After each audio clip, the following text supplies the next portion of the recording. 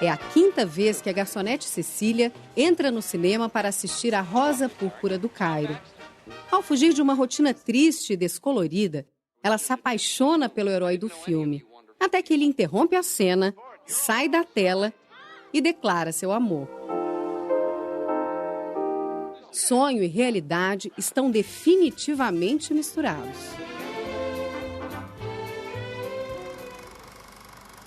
Cada um de nós, quando assiste a um filme, se comporta mais ou menos como Cecília. Mergulhamos em um mundo de imagens e sons que nos fazem rir e chorar. Vivemos histórias inventadas como se fossem reais. Por que funciona? Porque naquele momento você se confunde com o personagem. Essa é a magia. Às vezes é uma virada, é um olhar. É uma melodia na voz, é uma música. São pequenos traços muito sutis que entram direto, é como se fosse uma pecinha de um quebra-cabeça, que encaixa exatamente com a mesma pecinha do seu quebra-cabeça mental. E aí faz a cola, tum.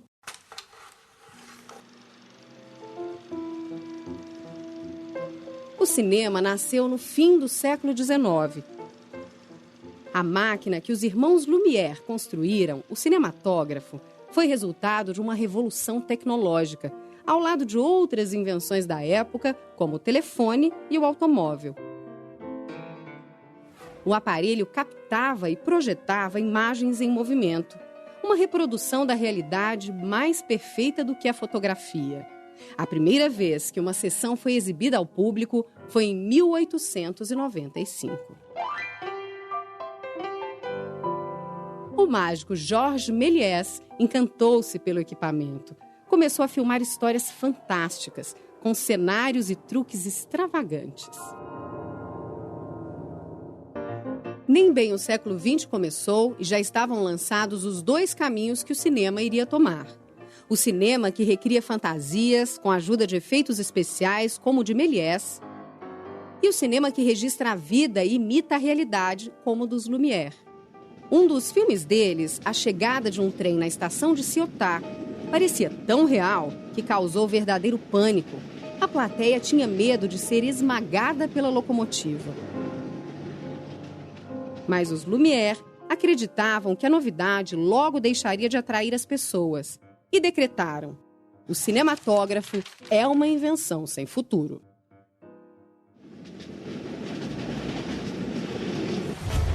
A previsão dos Lumière não se realizou. O cinema vai fazer 120 anos. Passou por várias mudanças na tecnologia.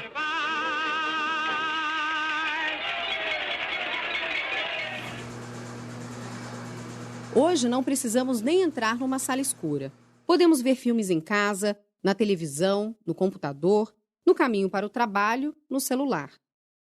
Essas alterações, de fato, elas mudam, inclusive, na nossa forma de nos relacionar com o conteúdo do cinema. Em casa, seja na televisão, seja no computador, o telefone toca, o cachorro late, a pipoca fica pronta no micro-ondas, quer dizer, coisas que o tempo todo quebram a unidade da percepção do cinema. Junto com a possibilidade de consumo, a gente agregou a possibilidade de produzir essas imagens também. Isso, por outro lado, libertou os cineastas, ou as pessoas com uma vocação para fazer audiovisual, para fazer filmes de uma maneira que jamais havia existido antes, sobretudo no sentido do barateamento dos meios de produção.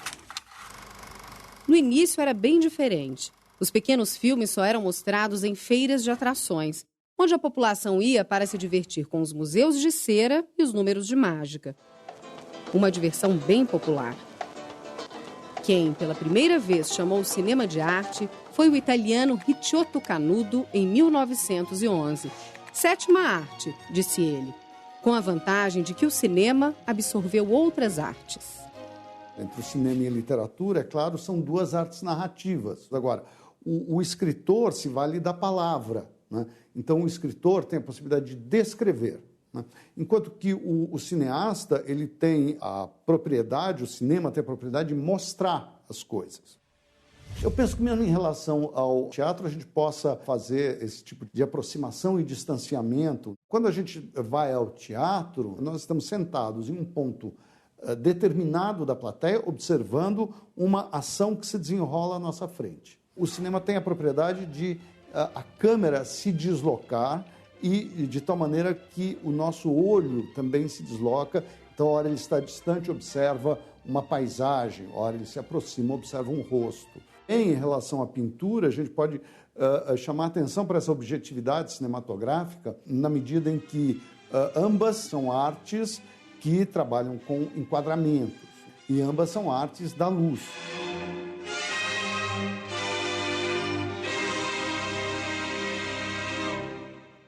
Alguns diziam que o cinema é a mistura de todas as artes, ao mesmo tempo que não é nenhuma delas. Acho que a gente pode pensar na montagem como aquilo que é especificamente cinematográfico. A montagem, ela é o coração da linguagem cinematográfica. O cinema tem essa propriedade. Você hoje está aqui, depois você pode estar em qualquer lugar, né? Então, ele te transporta pela montagem. Você pode ter uma ação que se passa hoje, mas, de repente, ele joga um close no meu rosto, tira o foco e aí me mostra anos atrás, não é? Isso se chama flashback, é uma característica do cinema.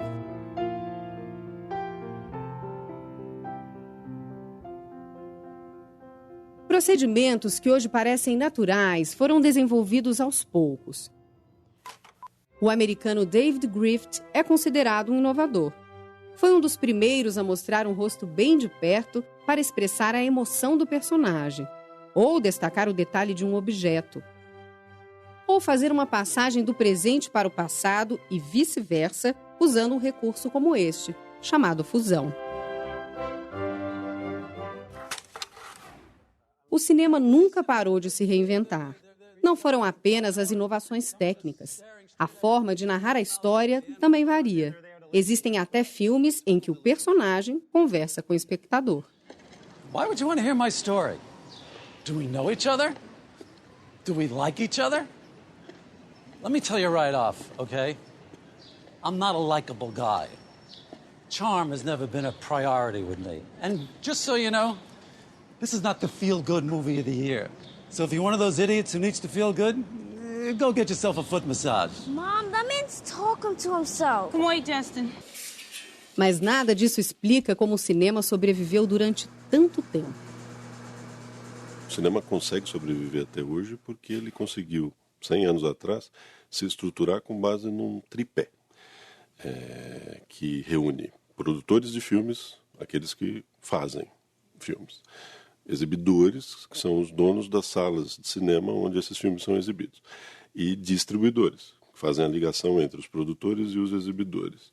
Esse tripé nasceu um século atrás, continua existindo até hoje, e foi o responsável por montar em torno do cinema um grande negócio. Quem alcançou maior sucesso na criação dessa indústria foi Hollywood. Até hoje é assim. O cinema americano atrai multidões, gera lucros milionários e transforma atores em stars, estrelas famosas e copiadas no mundo todo. Os estúdios se especializaram em gêneros: comédia, melodrama, policial, faroeste, musical.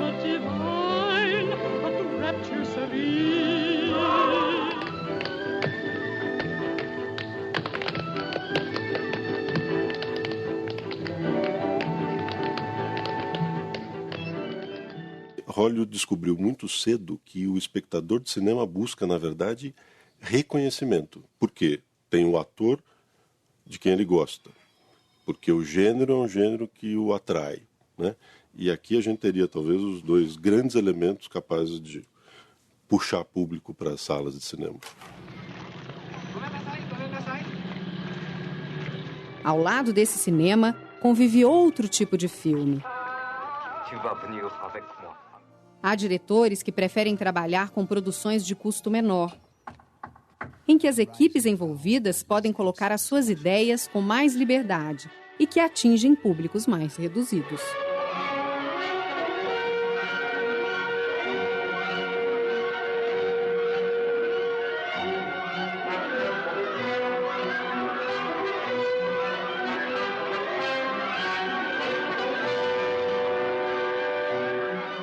num segmento dos filmes de autor, como a gente costuma dizer, o nome do diretor é que se torna uma isca, seja lá qual for o assunto do filme, seja lá, inclusive, qual for o gênero do filme.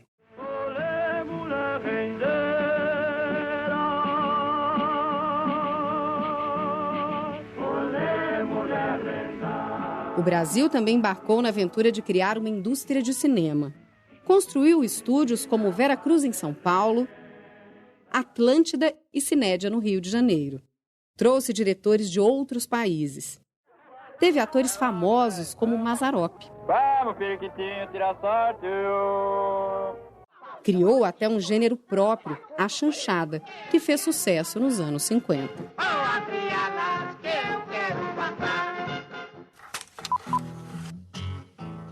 O que faltava mesmo era dinheiro.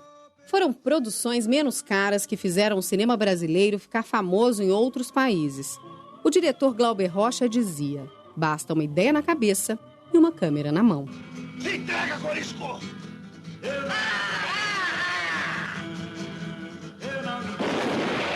O sertão vai virar e uma vira sertão.